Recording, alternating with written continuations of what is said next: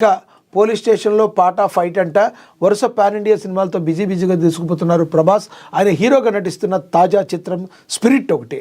Arjun Reddy, Kabir Singh, animal వంటి విజయవంతమైన చిత్రాల తర్వాత డైరెక్టర్ సందీప్ వంగ స్పిరిట్తో దర్శకత్వం వహిస్తున్నారు. ఈ సినిమాలో యానిమల్ మూవీ ఫేమ్ తృప్తి ద్రిమ్రి హీరోయిన్గా నటిస్తుండగా సీనియర్ నటి కాంచన, బాలీవుడ్లో నటుడు వివేక్ ఒబెరాయ్ ప్రధాన పాత్రలో కనిపిస్తున్నారు. భద్రకాళి పిక్చర్స్ టీ సిరీస్ బ్యానర్పై ప్రణయ్ రెడ్డి వంగ, భూషణ్ కుమార్ ఈ చిత్రాన్ని నిర్మిస్తున్నారు. ఇక మనకు తెలుసు స్పిరిట్ మీద ఎంత హై ఎక్స్పెక్టేషన్స్ ఉన్నాయని మనకు తెలుసు. సందీప్ రెడ్డి వంగ ఆయన చిత్రానికి సపరేట్ ఫ్యాన్ బేస్ అయితే ఏర్పడింది.